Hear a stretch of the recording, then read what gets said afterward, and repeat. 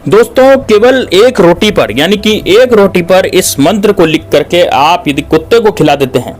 अब दोस्तों कुत्ता कैसा होना चाहिए? कुत्ता होना चाहिए काला कुत्ता। यदि काला कुत्ता मिल जाए तो सबसे बढ़िया। और यदि आपके गली मोहल्ले में इधर उधर काला कुत्ता नहीं है तो आप किसी नॉर्मल कुत्ते को भी खिला सकते हैं, लेकिन किसी पालतू कुत्ते को आपको नहीं खिलाना है। ये जो कुत्ते बाहर विचरण करते रहते हैं, इस तरह के कुत्तों को आपको ये खिलाना है।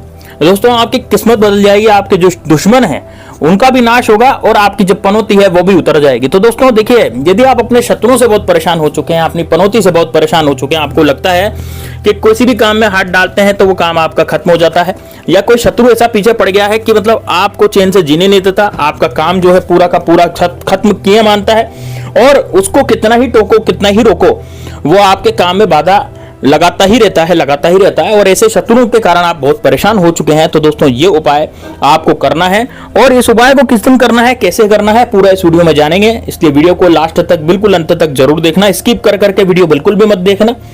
छोटा सा वीडियो है लेकिन पूरी इंफॉर्मेशन दूंगा, पूरी जानकारी दूंगा, इसलिए वीडियो को लास्ट तक देखना। लाइक करना, बिल्कुल लाइक करना, इसको लाइक करने के साथ साथ इसको हाइप भी करना, और साथ ही में दोस्तों यदि आप शेयर कर सकते हैं तो बिल्कुल शेयर भी करना अपने दोस्तों के साथ। अब दोस्तों कमेंट बॉक्स में हर हर महादेव जरूर लिख देना। यदि आप महादेव बाबा के भक्त हैं, भोले बाबा के भक्त हैं, तो हर हर महादेव जरूर लिखें। और साथ ही में यदि भगवान श्री राम के सच्चे समय के, तो जय श्री राम, जय बागेश्वर धाम सरकार जरूर इसको लिखें, ताकि हनुमान जी हमेशा आपके साथ उपाय में रहें। अब बात करता हूं दोस्तों किस तरह से उपाय को करना है। देखिए, अपनी यदि पनौती है, अपनी बहुत ज्यादा आपकी पनौती हो रही है, और मतलब इतना ज्यादा दुश्मन आपके पीछे पड़ रहे हैं कि यदि एक दुश्मन आपका पीछे हट जाता है तो 4 दुश्मन और आपके खड़े हो जाते हैं।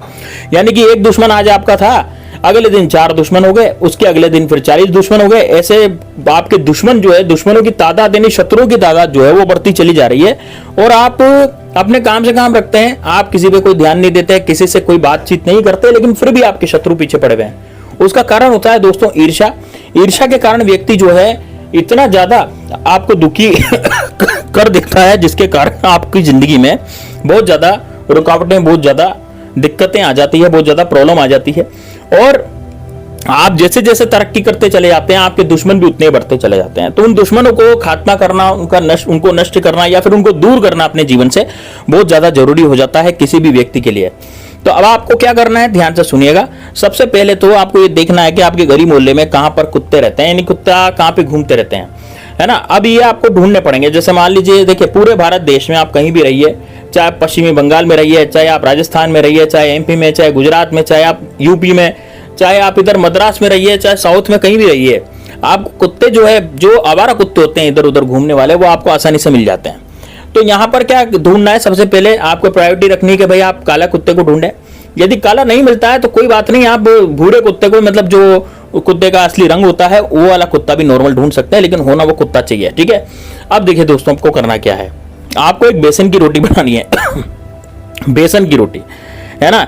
ये आपको नॉर्मल आटे की नहीं बनानी, बेसन की एक रोटी अलग बनती है। तो आपको बेसन की रोटी आपको बनानी है, और बेसन की रोटी बनाने के बाद उसको एक तरफ से सेक लेना है, दूसरी तरफ से कच्चा रहने देना है। यानी कि दोस्तों एक तरफ से बेसन की रोटी सिकेगी और दूसरी तरफ से कच्ची रहेगी।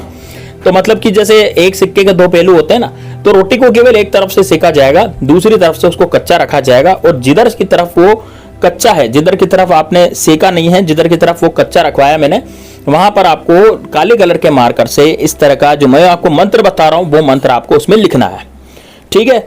अब ये उपाय करना किस दिन है, मंत्र भी मैं आपको बताऊंगा, ये आपको स्क्रीन पे नजर आ जाएगा मंत्र, आप देख लेना। पहले इस उपाय का दिन बताता हूं, कौन से दिन करना है। देखिए, इस उपाय को शुक्रवार के दिन कर सकते हैं और शनिवार के दिन कर सकते हैं। उपाय को दिन में भी कर सकते हैं, रात में भी कर सकते हैं। ऐसा नहीं है कि आपको केवल दिन में ही करना हो या सुबह सुबह ही करना हो, ऐसा नहीं है।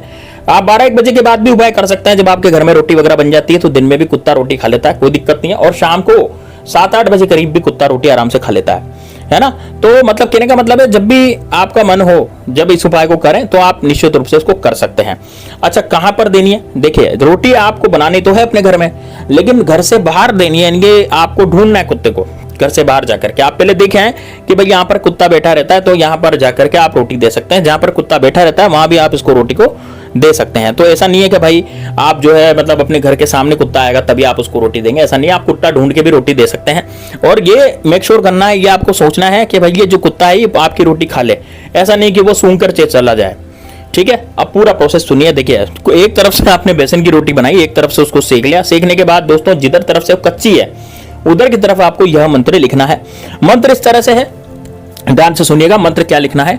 ओम क्रीम केतुआय सर्वव्याघ्र दशम देवो स्वान मुखम कुरु कुरु स्वाहा। अब मैं दोबारा से इसको पढ़ रहा हूं मंत्र को। ओम क्रीम केतुआय सर्वव्याघ्र दशम देव स्वान मुखम कुरु कुरु स्वाहा। ये मंत्र में आपको यहां पर दिख जाएगा, यहां पर स्क्रीन पर भी आपको नजर आ रहा होगा। तो आप क्या करें, कॉपी पेन डायरी में इसको नोट कर ले, पेन से किसी डायरी वगैरह में इसको नोट कर ले मंत्र को, है ना, ताकि आपको याद रहेगा हमेशा हमेशा के लिए मंत्र। तो इसको वीडियो को पॉज करें, वीडियो को रोकें और रोक करके इस मंत्र को लिखें पहले तो, ठीक है। अब ये आपने मंत्र लिख डाला। अब मंत्र लिखने के बाद क्या करना है, ध्यान से सुनिएगा।